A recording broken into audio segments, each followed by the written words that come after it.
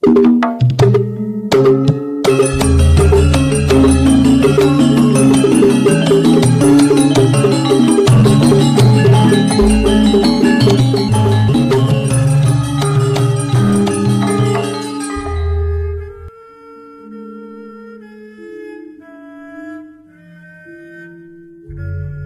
Ibu, para kadang kinasih simbah-simbah lan adik-adik, para rama suster bruder berkah dalem Gusti. Sugeng rawuh wonten ing PDSK channel menika. Kados pundi kabar panjenengan? Mugi-mugi bagas kasarasan kesehatan kawilujengan tansah mengku kula panjenengan sami anggenipun kelampahi gesang ing dinten menika. Lan mugi-mugi lumantar panglimbang basa Jawi waosan Injil kula panjenengan sansaya saged nggayuh iman kapitadosan ingkang leres lan mantep. Langkung-langkung anggenipun kula panjenengan sansaya pitados ing Gusti Yesus ingkang dados rotining gesang, saengga kula panjenengan sansaya wantun nilar maneka warni pepalang anggenipun nampi rotining gesang menika injih salira dalem piyambak ingkang saben-saben kula panjenengan nderek Ekaristi tansah kula panjenengan tampi. Temtu kemawon anggenipun nampi salira dalem rotining ngagesang menika nggih kanthi badan lan jiwa sing pantes sarana kados pundi kula panjenengan sansaya saged nilar sedaya dosa lan tangi nggayuh gesang swarga. Kadangkala anggenipun kula panjenengan ngupati nampi salira dalem injih rotining ngagesang menika sok-sok ya mung sak penake, sing penting aku nampa. Yen kula panjenengan nglimbang diri pribadi anggenipun nderek Ekaristi umpamane apa ya aku le arep misa persiapan, le rawuh menika ya ora mepet jam mulai misa, kepara nek perlu lan dados kebiasaan saged setengah jam sadurunge, telat-telate yo seprapat jam sadurunge misa wiwit kuwi aku wis teka gereja, wis sembahyang, wis persiapan kanthi ngeningaken diri. Apa aku anggone misa yo sing penting budal misa, tekane mepet, kepara yo telat. Dados lajeng boten wonten kesempatan persiapan. Lan saperangan nggih sakbari nampa komuni terus bablas bali. Padahal isih wonten pengumuman, perutusan lan berkat penutup. Nek bali sakbari komuni awake dhewe ora nampa berkah. Gusti Yesus lumantar waosan Injil dinten menika tasih nglajengaken kados pundi paring pitedah dumateng tiyang kathah bilih panjenengane menika rotining gesang ingkang estu daharan sejati, yo pancen wujute daharan ingkang mratandani salira lan rah dalem piyambak. Mila yen kula panjenengan nderek misa sing dadi salira lan rah dalem Gusti menika ya bener-bener roti lan anggur, panganan lan unjukan tenanan, ora mung imitasi. Menika saged dados kaca benggala kenging menapa dekorasi-dekorasi gereja menika sing asli, aja ngasih imitasi. Pramila monggo kita pirengaken sabda dalem Gusti ing dinten menika lan kita wiwiti kanthi sembahyang sawetawis. Konjo ing asma dalem Hyang Rama saha Hyang Putra tuwin Hyang Roh Suci. Amin.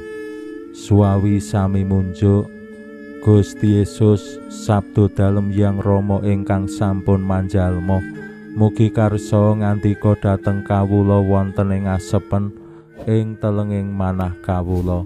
KBKO kegiatan lan panglipur ingkang manjing ing sabda dalem kapenuwana kawula mawi roh ing kawicaksanan dalem. Mugi-mugi srana anggen kawula maos lan mirengaken sabda dalem kawula sansaya nunggil ing sampeyan dalem. Amin. Waosan Injil kapetik saking Injil Yohanes bab 6 ayat 50 ngantos dumugi 59. Nalika samono wong-wong Yahudi padha bebantahan lan kandha. kepriye bisane maringake salirane minangka pangan? Gusti Yesus banjur ngandikani, aku kandha sakbenere yen kowe ora mangan salirane putraning manungsa lan ora ngombe rai, kowe ora kadunungan urip. Sing mangan saliraku lan ngombe rahku kadunungan urip langgeng lan bakal dak uripake maneh ing dina wekasan. Awit saliraku iku daharan sejati lan rahku unjukan sejati. Sing mangan saliraku lan ngombe rahku manunggal ing aku lan aku manunggal ing wong mau. Kaya dene Rama kang gesang ngutus aku lan aku urip dening Rama, mangkono uga sing mangan aku bakal urip dening aku. Ya iki roti kang tumurun saka ing swarga, ora padha karo roti kang didhahar para leluhur banjur meksa padha seda. Sing sapa mangan roti iki bakal urip langgeng. Makaten sabda dalem Gusti. Suwawi sami munjuk, Gusti kawula munjuk sembah nuwun karana sabda dalem dadosa obor ingkang madangi margining gesang kawula. Katuntuna kawula sageta sabda dalem menika numusi manah ngantos tansah ngrembaka kangge nggayuh gesang ing swarga. Amin. Bapak Ibu para kadang kinasih simbah-simbah lan adik-adik, pranyata sabda dalem Gusti tumraping tiyang kathah bab dawuh dalem supados dhahar nedha salira dalem lan ngunjuk rah dalem menika dados perkawis. Mbok menawi ingkang dipun bayangaken tiang-tiang rikala semanten menika kados dadi wong sing kanibal, mangan daginge menungsa, ngombe rai. Ora mung kanibal ning ya kaya Dracula sing nyedoti getihe manungsa. Mbok menawi menika ingkang dados gambaran saengga lajeng tiang-tiang sami bingung, sami maido lan nyuwun pirsa dumateng Gusti lan takon tinakon kepriye bisane maringake salirane minangka pangan. Lan menapa ingkang dados pamundutan pirsa tiang-tiang rikala semanten kajawab wonten ing bojana wekasan lan ingkang lajeng dipun lestantunaken wonten ing Ekaristi. Gusti Yesus mratandani salira lan rah dalem menika mawi pralambang roti lan anggur. Rikala Gusti Yesus maringake roti, Gusti Yesus ngandika, iki saliraku. Lan rikala Gusti Yesus maringake anggur, iki rahku. Sing lajeng dipun dhahar, dipun tedha lan dipun unjuk dening para murid dalem. Lan ing mriku Gusti Yesus kanthi cetha paring pitedah, sing mangan saliraku lan ngombe rahku manunggal ing aku lan aku manunggal ing wong mau. Kula dados kemutan simbah-simbah jaman rumiyin menika ngupadi kados pundi saged manunggaling Gusti, manunggaling kawula lan Gusti kanthi srana lan perjuangan maneka warni, mbuh kungkum, ngrawat, poso, prihatin lan macem-macem supados saged manunggaling kawula lan Gusti. Lan jawabanipun menika wonten ing Ekaristi rikala menapa ingkang dados dawuh dalem Gusti kala wau kula panjenengan lampahi.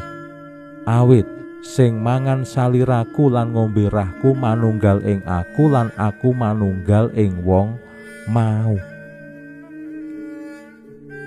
Ning masalahe wonten ing Ekaristi awake dhewe sok-sok utawa malah kerep-kerepe mung nampa salira dalem, boten nampi salira lan rah dalem. Mbok menawi anggenipun nampi namung pas komuni sepisanan utawi jaman rumiyin saperangan pas perayaan nikah rikala ijab utawi pas misa-misa mirunggan. Ning umumipun saben-saben minggu awake dhewe mung nampa salira dalem tok. Lajeng kados pundi pangandika dalem Gusti kala wau, sing mangan saliraku lan ngombe rahku manunggal ing aku lan aku manunggal ing wong mau. Aja-aja terus merga ora nampa salira lan ngunjuk rah dalem terus awake dhewe ora manunggal ing Gusti, Gusti ya ora manunggal ing awake dhewe. Piwulangipun pasamuan kedah kula panjenengan ugemi mbuh nampi dua rupa utawi nampi satu rupa, salira dalem utawi salira lan rah dalem menika sami dene nampi Gusti piyambak, termasuk yen dilalah wonten ing misa-misa tertentu merga ora bisa kepitung peserta misa, awake dhewe mung nampa seprapat utawa mung secuil sithik salira dalem, menika nggih sami nampi Gusti Yesus sakwutuhe lan awake dhewe ya padha manunggal ing Gusti, Gusti ya manunggal ing awake dhewe. Pinuji Allah sakmenika sarta ing salami-laminipun, salam sehat, salam bahagia, salam katentreman.